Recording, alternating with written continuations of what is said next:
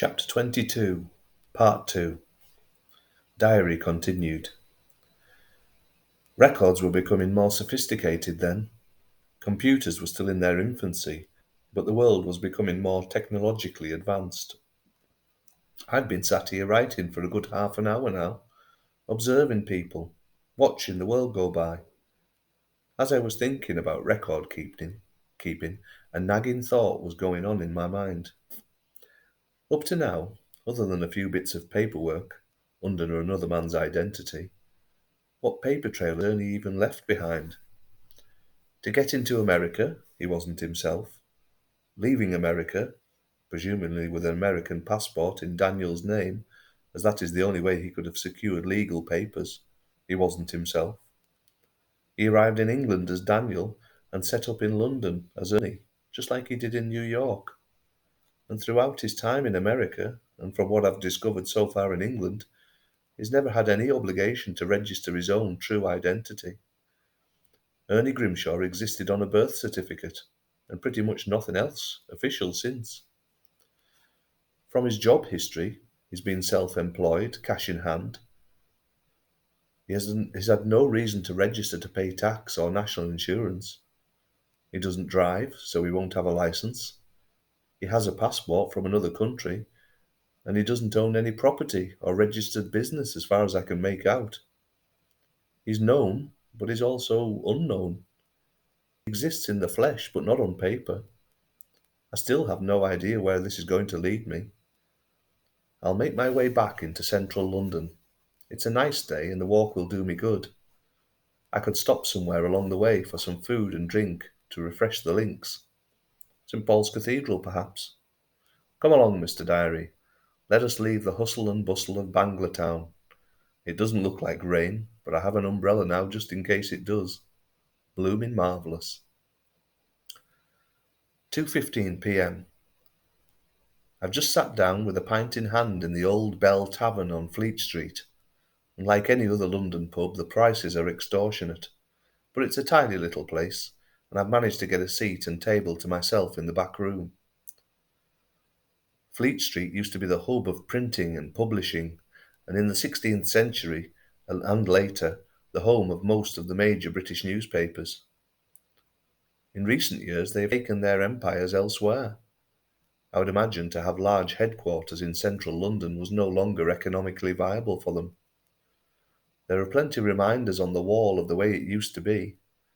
I'm quite happy with the way it is now.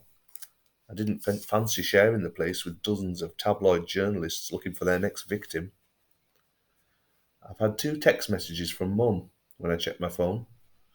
One containing an updated link to the Facebook group, and the second one simply said, Harold Patterson, sent private message and waiting for response. Kiss. I opened the link and read through more comments. It soon became apparent why she'd sent the second message. Mr. Patterson had also left a message on the thread, whereas the others merely related good memories or harked back to the good old days. This one offered more. It said, Ernie Grimshaw and Curtis Long were very good friends of mine. I ran a stall next to theirs selling carpets and rugs. I got to know the two of them well during the late 60s and early 70s. It was a shame it ended the way it did for them. The market was never the same after that. Harold Patterson, Enfield. I sent Mum a message simply asking her to let me know what he comes back with. It sounded like someone worth talking to. Other comments later in the thread asked Harold how he was getting along. Some remembered his stall too, and even asked about his late wife, Edna. At the time of writing, he hadn't replied to anyone. Looking through the different threads on Facebook got me thinking about my own attitude towards social media. I have, in the main, tended to avoid it. Other than name searching, which revealed nothing of note for any of my cases, it did not really hold my interest. People hiding something are hardly likely to broadcast it on social media, and so it proved. Opinion isn't truth either. Neither Ernie Grimshaw nor Daniel Frankenberg registered on the first few pages on a Google search.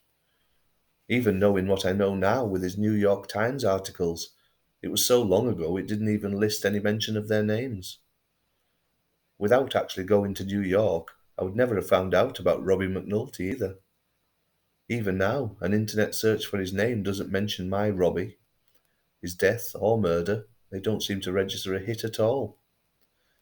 Ernie's bar is mentioned on Google Maps, but on images it only shows the front of the bar, no pictures from within, and the place doesn't even have its own website or Facebook group. I wouldn't have known there was about such a bar had I not visited the Times offices. A local place for local people. It may be a celebrity haunt of sorts, but as far as I know, there could be dozens like it across the city and beyond. It doesn't stand out when you're sat outside it, never mind when you search for it online. Even though we are now unearthing a few leads through this Facebook group, I, would never have thought to start a thread based only on a street name, looking for a tenant of a house from half a century ago. And anyway, we private investigators don't exactly want to broadcast our intentions when we're on the hunt for someone. It rather defeats the object. This case is different, though, and I may not be so quick to dismiss such ideas in the future. It has worked out well this time. Just as shocking as finding something about Ernie is the fact that my own elderly mother is so au fait with it all. 5 years ago, she didn't know the difference between a games console and a calculator, and now she's a social media whiz. I'll carry on the walk back to the hotel and no doubt stop for another drink to break up the journey. I still have the rest of today, all day tomorrow, and the morning of the 13th if I need it. Considering all I've done today is walk around London, drink, and mess around on my phone, it's been quite productive. We know a little bit more about Ernie, and we know he was in Brick Lane until 1972. Surely he has to settle down at some point. Hey, listen to me. I'm now a similar age as to what Ernie was then, and how settled am I? Not that I'm comparing myself to Ernie again. 4:25 p.m. Another pub, another pint, another pause. This time I'm in the Red Lion on Parliament Street, a stone's throw away from the Ministry of Defence. I better not test that, though. I chose to get a large glass of wine for some reason. At £9 a go, I won't be having another one. This place is full of pretentious men in pinstripe suits, garish ties and cufflinks so bright there isn't any need for lights to be on in here. They are all competing with each other for the floor. "Let me tell you about the time," one starts. "The girls there were simply gorgeous and I could have had my pick," said another. "Wait until you see my new wheels," said one. "I'll get the next round in. I've had a hell of a good month," boasted another. It was only a small place. If they'd had a sign requesting patrons leave their egos at the door, they could have got twice as many customers in. And it doesn't seem to matter where you stand or sit in this place. You can't escape them. I won't be staying here long. One rather lanky specimen seemed to be even more dominant in the conversation than the others. He clearly loved himself more than anything else, and his clones seemed to idolize him, but for the life of me I couldn't see why. Arrogance seemed to be the main quality around here. Not confidence. Confidence can be a good thing. Arrogance rarely is. And the contrast between those on Brick Lane and these suited reptiles in front of me could not be starker. They may share the same city, but they're worlds apart. I could not imagine a time when those in the Aberdeen Arms would rub shoulders with Jeremy and Tarquin over there. A clash of classes and cultures.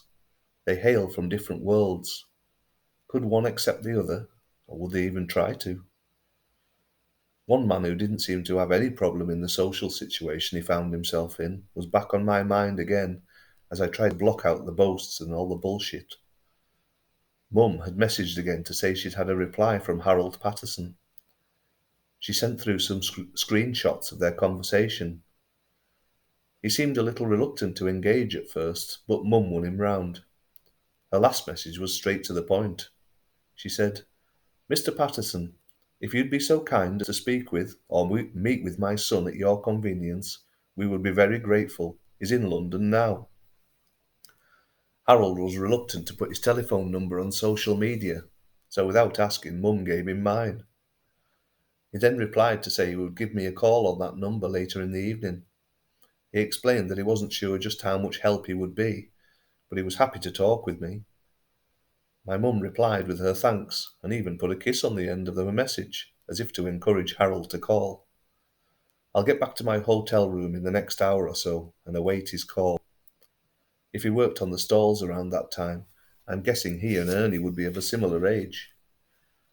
I also googled Harold Patterson to see if he was also more popular on the internet than me. The first search result found a man in America who'd been sentenced to 100 years in prison for a double murder in 2008. The second search link was of a famous American basketball star called Harold Hal Patterson, who has a sports centre named after him in Arlington. I don't think the Harold Patterson on Facebook chatting away to my mother was either of those two. Maybe the internet isn't so revealing and reliable after all. Well, that's my expensive wine finished. I'm off back to the hotel room, where I can watch mind-numbing TV for a while. It can't be any worse than carrying on listening to this lot. I decided to do one more Google search before leaving the pub. Mr. William Green, Plymouth. The results showed a historian, an artist, and a photographer, but alas, none of them could have been my man. The dates simply didn't tally. The man who was paying me to find Ernie was just as much as mystery as Ernie himself.